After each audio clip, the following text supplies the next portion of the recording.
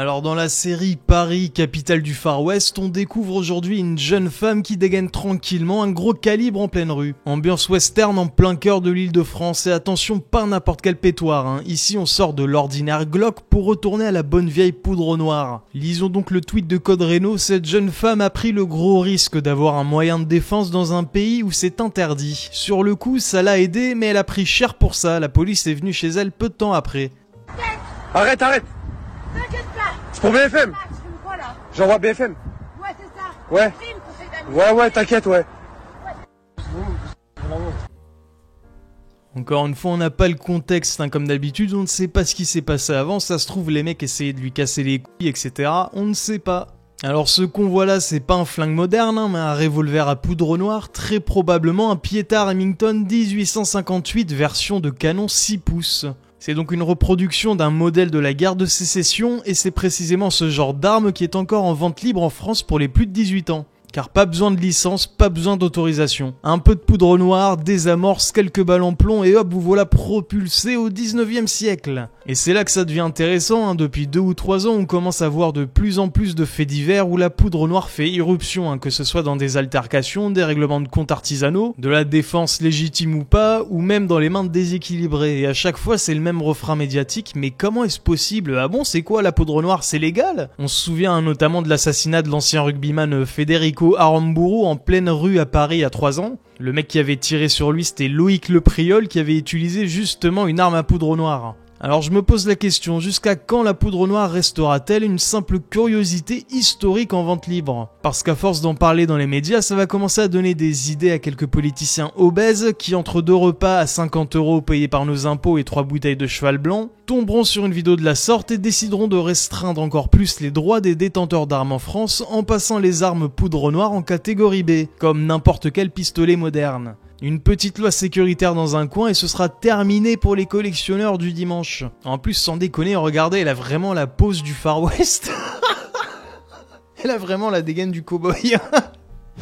Nouvelle trend TikTok, l'algorithme a décidé que les Français étaient à la fois sales et prétentieux. Un genre de combo gagnant où on pue, mais avec un accent snob. Et pendant que le monde s'amuse à nous caricaturer en prétentieux mal lavés, ça like, ça commente et ça danse sur du Lady Gaga. Sous les couleurs de leur drapeau, brésiliens, américains et même les Suisses chantent en chœur sur les réseaux sociaux qu'ils ne veulent pas être français. Des centaines de vidéos qui reprennent ces paroles tronquées d'une chanson de Lady Gaga. I don't wanna be friends, je ne veux pas que nous soyons amis, devient I don't wanna be French, je ne veux pas être français. Des Espagnols qui se vantent de danser mieux que nous, boudent le beurre pour brandir leur bidon d'huile d'olive. Oh là là, mais... Si vous connaissez pas la vraie bonne cuisine au beurre là, mais... Et que vous sortez votre bidon d'huile dégueulasse, allez, barrez-vous. Des Italiens qui affichent leur bidet pour moquer le supposé manque d'hygiène des Français. Mais pourquoi nous en veulent-ils autant? Les Français sentent pas bon parce que vous n'avez pas de bidet. Mais le bidet c'est français. Oui, mais vous l'utilisez pas. Les Français sont un peu trop chauvins. Et nous, c'est la France. Vive la France. Et les autres, on s'en fiche. Certains Français sont un peu arrogants. La réponse des internautes français ne s'est pas fait attendre. Vous avez ça, vous? Non, parce que je vois des I don't wanna be French, mais on veut pas être américain non plus, hein. Pour narguer les Américains et leur système de santé, les Français brandissent leur carte vitale, oui. La France contre-attaque. Pour mes amis belges, qui gardent leurs frites, on va garder notre cathédrale et puis ça va bien se passer. Notamment des Américains, est-ce qu'on parle de leur gastronomie? On a des mauvais côtés, mais il y a tellement de bons côtés. Même l'armée française affiche clairement « Nous sommes fiers d'être français » sur cette vidéo TikTok. Vous avez dit chauvin? À entendre des Américains nous donner des leçons, c'est toujours aussi succulent.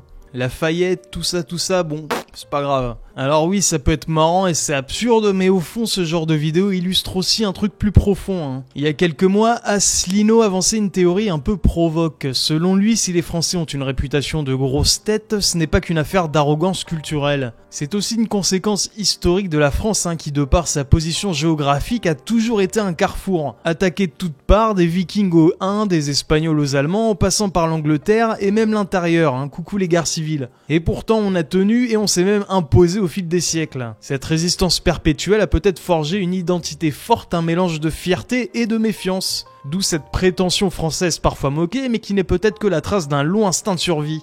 Donc concernant le bidet, c'est très intéressant, hein. L'italien là qui venait nous donner des leçons, qui doit avoir 18 ans, c'est une invention française du 18e siècle. Symbole d'élégance et d'hygiène qu'on retrouvait dans quasi toutes les salles de bain jusqu'aux années 60, mais qu'on ne retrouve absolument nulle part de nos jours. Mais alors pourquoi est-ce qu'on l'a laissé tomber, hein? Ça, peu de personnes le savent quand vous leur demandez.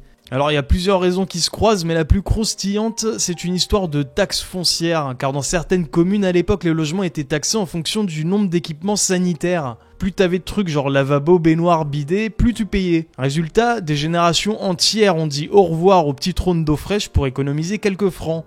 Mais c'est pas tout, ensuite il y a eu l'arrivée des toilettes modernes avec la chasse d'eau, puis le boom des appartements standards construits à la chaîne dans les années 60-70. Tout ça a aussi réduit l'espace disponible et le bidet est devenu superflu entre guillemets. Ajoute à ça une touche de snobisme moderne genre « Ah, c'est trop ringard de se laver le cul » et paf relégué au rang d'antiquité. Ironie du sort, aujourd'hui le monde entier redécouvre depuis 20 ans, depuis comment il s'appelle ce film ?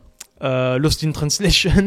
Donc le monde entier redécouvre le bidet via les WC japonais et les jets intégrés, pendant qu'en France on continue de se défendre le papier triple épaisseur. Alors que le bidet c'est une invention française encore une fois.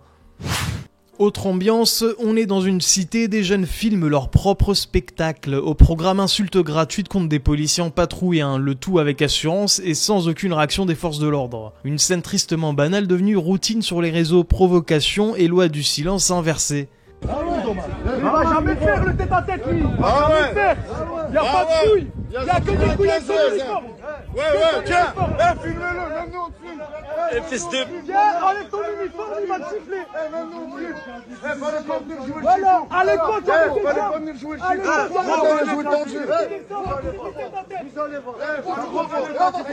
Voilà, sur la mec. D'accord. Il vient, il joue justicier. On les kékés, on lui parlait bien, mais déjà il parle mal. Voilà, il parle mal. Vous venez ici, vous croyez, vous faites ce que vous voulez comme ça. Vous faites pas ce que vous voulez. Ici, c'est des petits. D'accord. Voilà. Il s'est caché dans la voiture. Ouais, c'est pas d'accord. Bah ouais, tous ces mecs-là, ils me font marrer, ils croient qu'il y a une espèce de ils ont tous une fierté mal placée de base, et ensuite ils viennent te dire que ouais, c'est une histoire de un contrat, viens on fait un tête-à-tête, enlève ton déguisement, enlève ton machin. Mais t'as pas compris qu'en fait c'est le pouvoir régalien de l'État, y a pas du tout de notion de ouais, tête-à-tête ou de respect, je sais pas quoi. S'ils viennent pour te casser le fion, ils vont venir te casser le fion, hein. Ils vont pas se mettre en 1 contre 1 et faire un duel comme à l'époque, faut arrêter de déconner. Mon avis, c'est que dans un pays civilisé, la personne qui insulte se retrouverait avec les 2 rotules brisées. Après, ce n'est que mon avis. Alors pour comparer, un retour en 1993, en plein cœur du 93 justement. Un jeune de cité s'exprime calme, articulé, lucide sur son environnement, pas de wesh, pas de frère et surtout pas de victimisation. Hein. Juste une parole posée, presque désarmante aujourd'hui tant le contraste est violent avec les clichés actuels. Une archive qui nous rappelle que les cités n'ont pas toujours été associées à la caricature. Quand les jeunes ici disent qu'ils s'ennuient, qu'est-ce que vous leur répondez ? Ah, c'est de leur faute. Ils s'ennuient, ils ont des jambes, ils ont une tête, ils ont des bras. Paris, c'est à côté, c'est l'une des plus belles capitales du monde. Si avec ça, on ne trouve pas de quoi s'occuper, disons que là, il y a une grande partie de leur faute, mais bon, c'est à nuancer, ça aussi, c'est comme tout. Disons que les autorités au pouvoir ne font pas grand-chose pour que leur sort s'améliore, mais j'ai toujours refusé d'être un assisté. Donc pour moi, si je suis en train de galérer devant les magasins, comme on dit, c'est de ma faute. Et puis je remets la responsabilité à personne, je m'assume. De nos jours, ça n'existe quasiment plus. Alors souvenez-vous, hein, dans la vidéo d'hier, on évoquait la condamnation de Marine Le Pen qui logiquement provoquerait son je déteste ce mot. Inéligibilité. Bon bref, complètement embourbé dans des suites du procès du RN. Et bien aujourd'hui, plot twist BFM TV nous pond un petit florilège des scénarios qui pourraient lui permettre de candidater en 2027. Comme quoi, même quand elle est dans le viseur judiciaire, Marine reste dans la course et surtout dans les plans médias. Hein, parce qu'il y en a un là-haut qui doivent se dire quand même que ça serait con de se séparer d'elle alors que quand t'es en face d'elle, t'es sûr de gagner. tout n'est pas perdu, bien évidemment. Bonsoir Julien. Bonsoir. Avec la perspective de l'Elysée. Oui, en effet, le premier scénario, Marine Le Pen ne sera pas candidate, sauf si elle est relaxée en appel. Je rappelle que la Cour d'appel de Paris envisage un procès avec une décision d'ici l'été 2026, c'est ce qui a été annoncé hier, et les juges peuvent donc décider d'annuler sa condamnation. Marine Le Pen ne ferait donc plus l'objet d'une peine d'inéligibilité et pourrait donc se présenter normalement.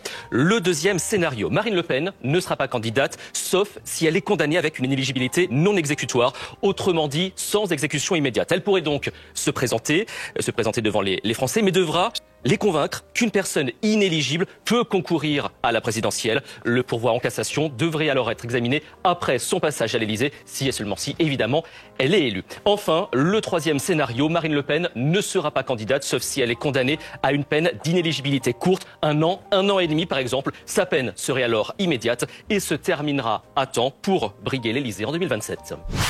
Paris, un individu a perdu son calme après avoir été contrôlé par un agent dans un train alors qu'il n'avait pas de ticket. Agacé par la situation, il a exprimé sa frustration de manière explosive. Alors en intro juste... Regardez la gueule de la meuf derrière. On dirait la petite blonde, le même avec la petite blonde dans son siège enfant. Écoutons ce que ce monsieur a à nous dire. S'il te plaît. Oh, je te parle, hein, moi le mendiant. Tu peux montrer ton visage? Voilà, c'est bien. Voici le monsieur, hein. Je suis à la rue. Je suis à la Manche. Je suis à la rue. Je cherche du boulot, mon pote. Alors, monsieur, vous avez un petit peu de rnouna, là, sur la narine droite. C'est particulièrement dégueulasse, hein. Être un mendiant n'excuse pas tout. Et d'ailleurs, joli casque pour un mendiant. Et ce monsieur vient, il dit amende. Il me dit, va mettre une amende. Faites-le perdre son travail. Faites-le perdre son travail. Ses autres collègues m'ont contrôlé tous les jours ici. Ils m'ont toujours dit, ok, on comprend. Mais lui veut me mettre une amende. Faites-le descendre, ces mecs. C'est à vie Internet, mon pote. Oh, Internet garde. T'inquiète pas. Peut-être que tu casses les couilles aux gens de toute la rame, hein. Je sais pas, peut-être. Alors pour tous ceux qui souhaiteraient avoir un chien mais qui n'ont pas la place pour ou alors qui vivent en appartement, voici une alternative.